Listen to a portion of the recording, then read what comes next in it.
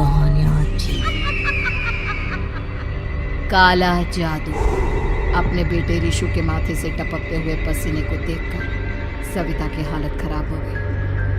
ऐसा आज पहली बार नहीं हुआ जब ऋषु नींद से घबरा कर जागा।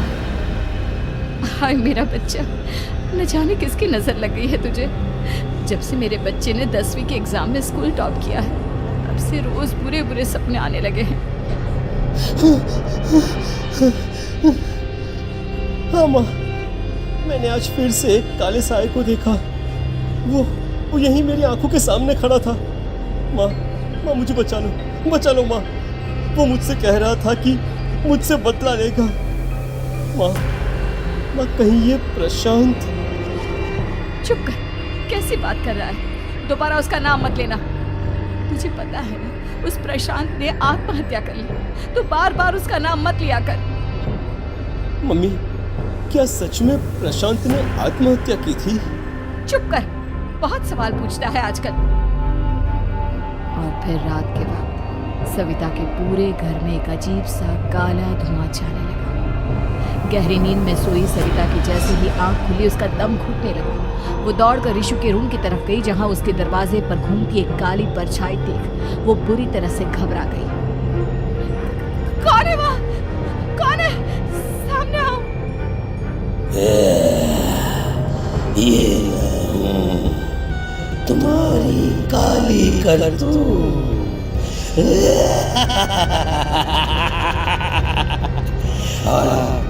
अब मैं तुम्हारे बेटे को ले जाने आया हूँ। नहीं, मेरे बच्चे को छोड़ दो प्लीज। मेरे ऋषु को कुछ मत करना। परछाई ऋषु के कमरे में घुस जाती है। सविता भी उसके पीछे पीछे दौड़ कर जाती है और देखती है कि अब वो साया साफ नजर आ रहा था। वो सर से पैर तक खून में सना हुआ था और उसके शरीर के सारे अंग कटे हुए। क्या चाहिए तुम्हें? तुम जो बोलोगे मैं करूंगी, लेकिन मेरे ऋषु को छोड़ दो। उस परछाई ने ऋषु को गर्दन से पकड़कर दीवार के सहारे हवा में उछाल दिया। ऋषु जोर जोर से चिल्लाने लगा। माँ बचाओ मुझे, बचा लो माँ। ये मुझे मार डालेगा। माँ मुझे बचा लो माँ। नहीं, ऐसा मत करो। मुझे मार दो, लेकिन मेरे बच्चे को छोड़ दो। मैं तुम्हारे आगे हाथ जोड़ती हूँ। वो परछाई ऋषु को जमीन पर गिरा देती है और अचानक वहां से गायब हो जाती है। ऋषु, मेरा बच्चा, तू ठीक तो है ना? कुछ बोल बेटा, क्या हुआ है तुझे? मैं ठीक हूँ माँ। क्या हुआ था यहाँ पर? कुछ नहीं बेटा, कुछ नहीं। तू परेशान मत हो। हम कल ही गांव के बाहर जो तांत्रिक महाराज रहते हैं, उनके पास चलेंगे। ठीक है माँ, हम जल्द ही उनके पास चलेंगे। मुझे बहुत डर लग रहा है माँ। ये बार बार मुझे डरावने सपने आना, ये सब हमारे साथ क्यों हो रहा है माँ? अगले दिन सविता अपने बेटे ऋषु को लेकर गांव के बाहर तांत्रिक के पास जाती है। जिस जगह पर तांत्रिक रहा करता था, वो जगह बहुत डरावनी थी। चारों तरफ कंकाल और खूब भूतियां नजर आ रही थी। गांव से दूर वीराने में उस जगह पर जोर से आंधी चल रही थी। ऋषु ने डर कर अपनी माँ का हाथ पकड़ लिया। माँ मुझे बहुत डर लग रहा है। ये कैसी जगह है? देख बेटा, हमारे साथ जो कुछ भी हो रहा है, उसका इलाज सिर्फ और सिर्फ ये तांत्रिक महाराज ही बता सकते हैं। अब यही है जो हमें प्रॉब्लम से बाहर निकाल सकते हैं। जैसे ही सविता और ऋषु तांत्रिक की झोपड़ी के अंदर पहुंचे, वहां का नजारा देखकर उनकी आंखें फटी की फटी रह गई। तांत्रिक की झोपड़ी के अंदर कई सारे लोग अपनी गर्दन घुमा घुमा कर जोर जोर से चीख रहे थे। कौन हो तुम और यहाँ क्यों आई हो? महाराज, मेरे बेटे को कुछ दिनों से एक डरावनी काली परछाई नजर आती है और कल रात उसने मेरे बेटे पर हमला भी कर दिया।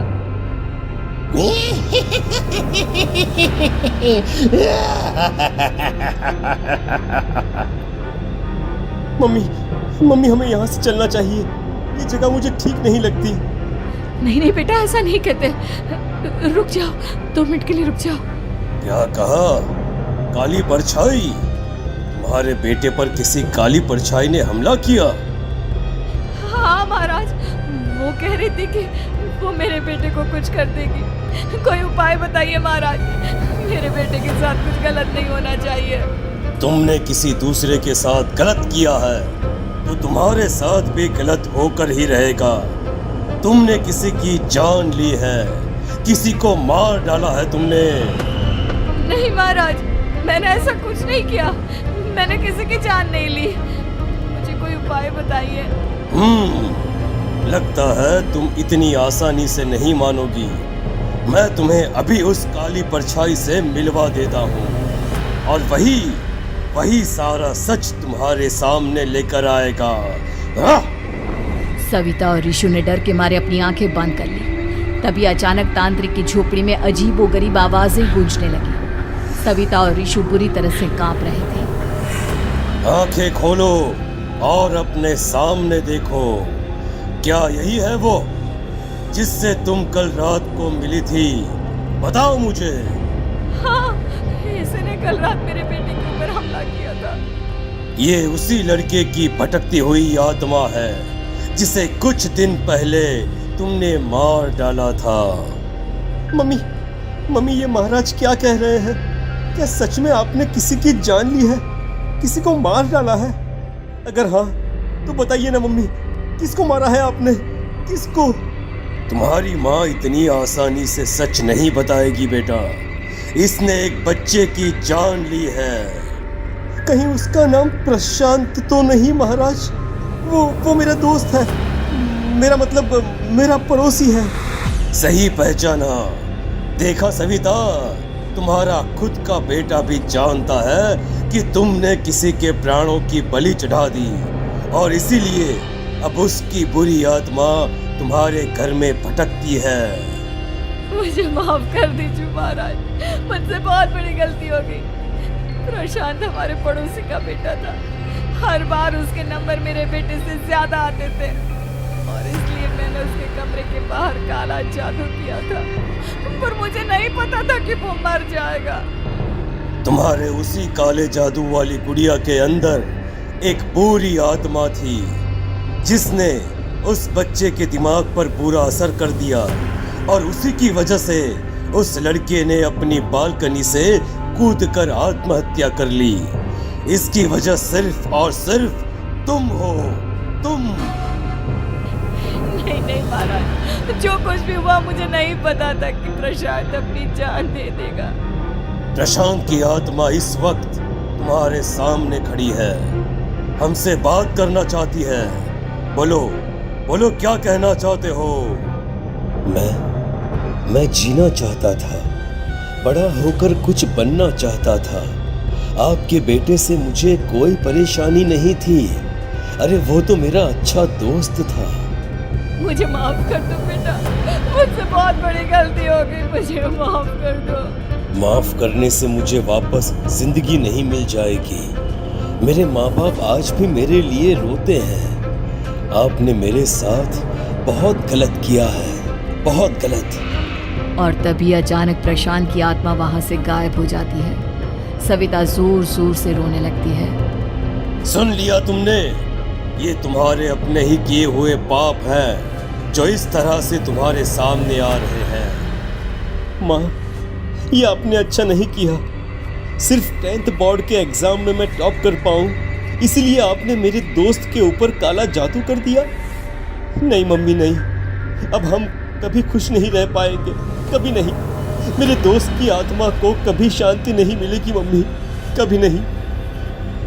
लेकिन मैंने जो कुछ भी किया सिर्फ तुम्हारे लिए किया। वो लड़का हमेशा फर्स्ट पोजीशन पर आ जाता था और इस वजह से हमेशा तुम्हारे मार्क्स कम पड़ते थे। मैंने तो सिर्फ उस पर एक छोटा सा काला जादू किया था बेटा। मुझे क्या पता था कि उसका ये नतीजा निकलेगा।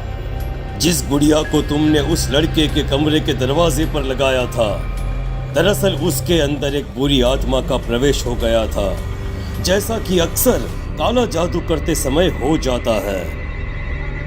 मुझे अपनी गलती का एहसास हो गया है। मैं प्रायश्चित करना चाहती हूँ, आप बताइए मैं क्या करूँ? प्रशांत के घर जाकर उस काली गुड़िया को वहां से निकालकर यहाँ लेकर आओ। मैं उसे आग में जलाकर राख कर दूंगा और उसके बाद प्रशांत की आत्मा को हमेशा के लिए मुक्ति मिल जाएगी। अगली रात सविता चुपचाप अपने पड़ोसी प्रशांत के घर जाती है। प्रशांत के माँ बाप प्रशांत की मौत के बाद उस घर को छोड़कर हमेशा के लिए वहाँ से चले गए थे। जैसे ही सविता उस घर के अंदर कदम रखती है, उसका सामना अजीबोगरीब हैवानियत से भरी आवाज़ों से होने लगता है। ऐसा लग रहा था जैसे कोई बुरी तरह से चीख रहा हो। सविता जैसे ही प्रशांत के कमरे के बाहर पहुंचती है, वहां पर लटकी हुई गुड़िया के शरीर से खून टपकने लगता है। ये क्या हो रहा है? इस गुड़िया के शरीर से खून क्यों टपक रहा है? सविता हिम्मत करते हुए उस गुड़िया को वहां से उतारने की कोशिश करती है, लेकिन तभी अचानक से बहुत भयानक दिखने वाली औरत उसकी आंखों के सामने आकर खड़ी हो जाती है। मैं यहाँ से कहीं नहीं जाऊंगी, और अगर तूने मुझे यहाँ से हटाने की कोशिश की तो मार डालूंगी मैं तुझे। नहीं नहीं, मुझे तुम्हें यहाँ से ले जाना ही होगा, नहीं तो मेरा बेटा, उसकी जान को खतरा है। मैं तुम्हें नहीं छोड़ सकती। अगर तुम्हारे अंदर हिम्मत है तो मुझे इस घर से बाहर ले जाकर दिखाओ। और ऐसा कहकर वो औरत सविता के ऊपर हमला कर देती है और उसे हवा में उछाल उछाल कर जमीन पर पटकती है। लेकिन तभी अचानक मौका देखकर सविता अपने हाथ में ली हुई सुई उसके हाथ में चुभो देती है। हाथ में सुई लगते ही वो औरत जमीन पर तड़पने लगती है। ये क्या किया तूने? ये क्या कर दिया? तुझे ऐसा नहीं करना चाहिए था। तांत्रिक ने मुझे कहा था कि तुझसे जीतने का सिर्फ यही एक तरीका है जिससे मैं अपने पापों का प्रायश्चित कर सकती हूँ और अपने बेटे की जान बचा सकती हूँ। और उसके बाद वो डरावनी दिखने वाली औरत एक छोटी सी जादुई गुड़िया में तब्दील हो गई और सविता ने उसे ले जाकर तांत्रिक को दे दिया। तांत्रिक ने जादुई गुड़िया को आग के हवाले कर दिया